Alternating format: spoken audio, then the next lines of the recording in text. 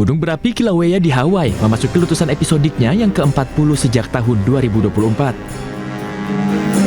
Kilauea menyemburkan air mancur lava yang mencapai ketinggian luar biasa 200 meter dengan cairan panas yang kemudian mengalir menuruni lerengnya. Aktivitas salah satu gunung berapi paling aktif di dunia tersebut terbatas hanya di dasar kawah Halemaumau di dalam Kaluapele di Taman Nasional Gunung Berapi Hawaii dan tidak menimbulkan resiko bagi daerah permukiman. Kilauea telah meletus secara berkala sejak 23 Desember 2024 lalu. Aktivitasnya berpusat pada 2 lubang di kawah Halemaumau, di mana fase letusan individu dapat berlangsung hingga 12 jam dan biasanya diikuti oleh periode tenang yang dapat berlangsung lebih dari 2 minggu.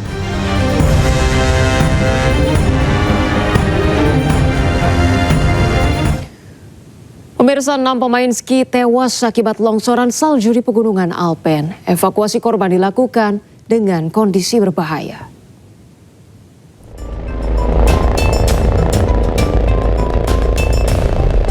6 pemain ski di luar jalur resmi tewas dalam longsoran salju di pegunungan Alpen, Prancis. Kecelakaan itu terjadi pada hari Sabtu dan Minggu di beberapa resort Alpen dengan kondisi salju yang tidak stabil. Menurut layanan penyelamatan, semua korban sedang bermain ski di luar jalur yang ditandai meskipun telah diperingati. Hal ini membuat korban terjebak dalam longsoran salju yang dipicu oleh hujan salju lebat dan lapisan salju yang rapuh. Helikopter penyelamat mendarat di dekat lokasi longsoran salju di Haute-Savoie. Tim darurat melakukan operasi dalam kondisi berbahaya, di mana tingkat bahaya longsoran salju mencapai level tinggi hingga ekstrim di sebagian besar wilayah Alpen.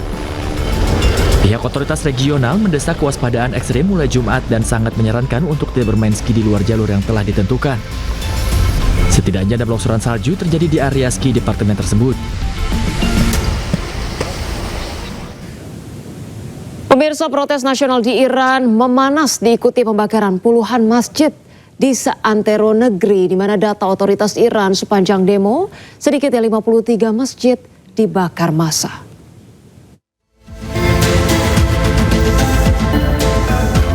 Unjuk rasa anti pemerintah yang mulanya dipicu krisis ekonomi, berujung kericuhan dan pembakaran puluhan masjid di sejumlah kawasan Iran. Sebuah rekaman video menunjukkan kobaran api melalap masjid, sementara sejumlah kendaraan hangus berserakan di jalan-jalan dengan asap mengepul di atas ibu kota Teheran pada hari Kamis.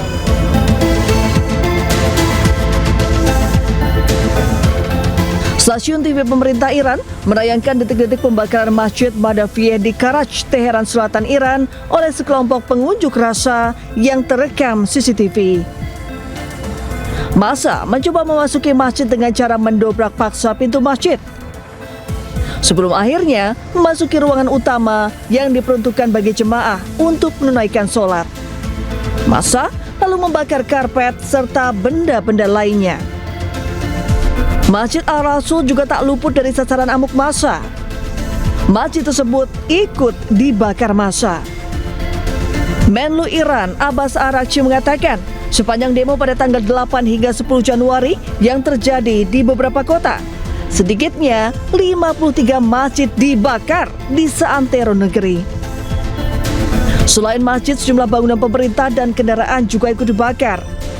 Unjuk rasa yang berujung ricuh juga menyebabkan 100 aparat dan 544 warga sipil tewas dan lebih dari 4.000 orang ditahan. Pemerintah Iran sendiri terus menindak massa yang melakukan tindakan anarkis. Pemirsa, Presiden Iran Masoud Pezeshkian turun ke jalan untuk bergabung dengan demonstrasi pro pemerintah di ibu kota Teheran. Langkah ini diambil di tengah tekanan besar gelombang protes nasional akibat krisis ekonomi.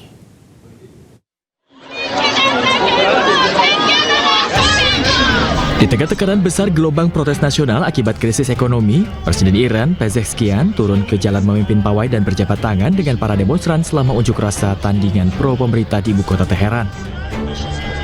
Dalam kesempatan ini, Pezeshkian menyampaikan komitmennya untuk segera memperbaiki kondisi perekonomian Iran yang tengah terpuruk. Sebelumnya, pemimpin tertinggi Iran Ali Khamenei juga menuduh Barat sebagai dalang yang menyebabkan kerusuhan di Iran. Diketahui sejak akhir Desember, pemerintah Iran dilanda protes di sejumlah kota yang dipicu memburuknya kondisi ekonomi dan penurunan tajam nilai mata uang rial Iran terhadap dolar Amerika Serikat.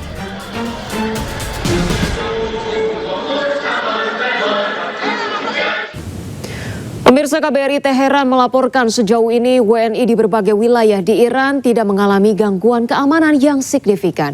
Untuk itu, Kemlu menyatakan belum diperlukan evakuasi. Meski demikian, WNI di Iran dihimbau untuk dapat mengikuti arahan KBRI dan Kemlu. Ya, pertama pemirsa, KBRI Teheran menghimbau seluruh WNI agar senantiasa meningkatkan kewaspadaan, memantau perkembangan situasi melalui sumber informasi resmi, menghindari lokasi pusat-pusat demonstrasi dan kerumunan massa, serta menjaga komunikasi dengan KBRI Teheran. Kedua, bagi WNI yang memiliki rencana perjalanan ke Iran dihimbau agar menunda perjalanan hingga situasi dan kondisi keamanan dinyatakan kondusif. Ketiga, jika dalam situasi darurat, WNI dapat segera menghubungi hotline KBRI Teheran melalui nomor yang tertera yaitu 98 991 4668845 atau di 902 466 8889 atau hotline Direktorat Perlindungan WNI Kementerian Luar Negeri di nomor 0812 9007 0027.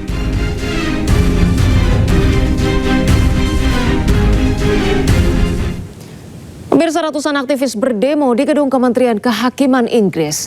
Aksi ini dilakukan untuk mendukung para peserta mogok makan Palestine Action sebagai protes terhadap penerapan penahanan tanpa batas waktu.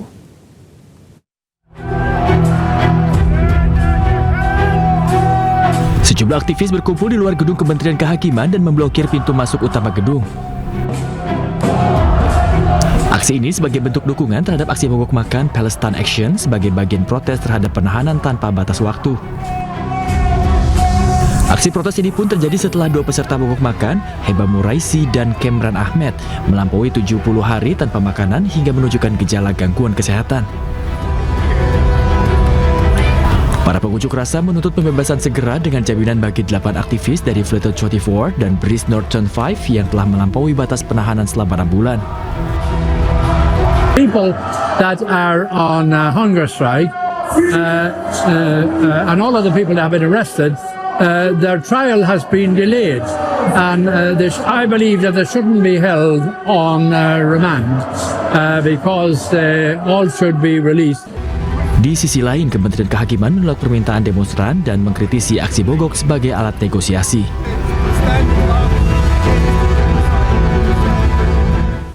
Pemirsa, warga Kurdi dan pasukan SDF yang keluar dari kota Aleppo, Suriah, tiba di Kamishli, Suriah, di mana mereka disambut warga Kurdi yang menuntut aksi pembantaian oleh pemerintah transisi.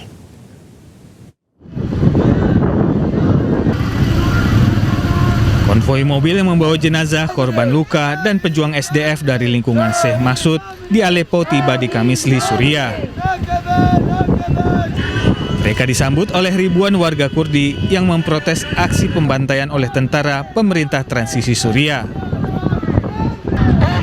Massa menuduh koalisi internasional sebagai mitra dalam serangan tersebut.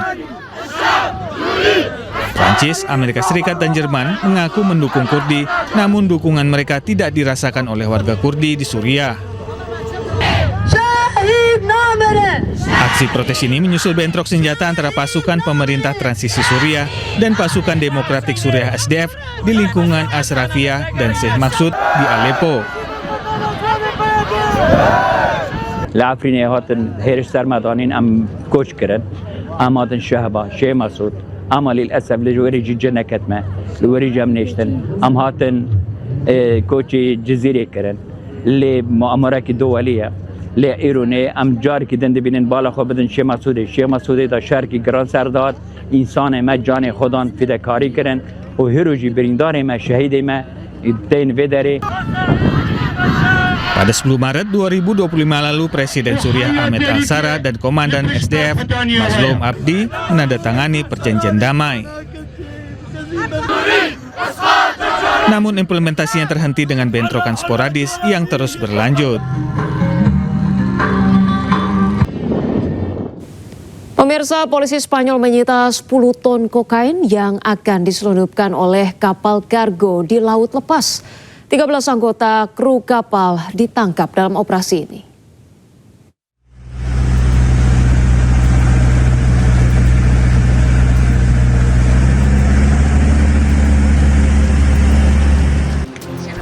Polisi Spanyol mencegat sebuah kapal kargo yang dicurigai membawa barang terlarang narkoba jenis kokain di lepas pantai Kepulauan Kanari. Dalam operasi ini, petugas berwenang Spanyol berhasil mengamankan 10 ton kokain dari kapal kargo yang disamarkan sebagai pengiriman garam. 13 anggota kru kapal juga ditangkap dalam operasi ini. Penangkapan pun dilakukan setelah penyelidikan pihak berwenang Spanyol terhadap jaringan multinasional yang diduga mengirimkan kokain dalam jumlah besar dari Amerika Selatan ke Eropa. Operasi pemberantasan narkoba yang diberi kode White Tide juga melibatkan Polisi Federal Brazil, DEAS, dan Badan Kejahatan Nasional Inggris yang bekerja sama dengan pihak berwenang dari Perancis dan Portugal. Polisi dan jaksa menduga selain melakukan penyelundupan narkoba, jaringan ini juga disinyalir terlibat dalam sejumlah kasus perdagangan manusia.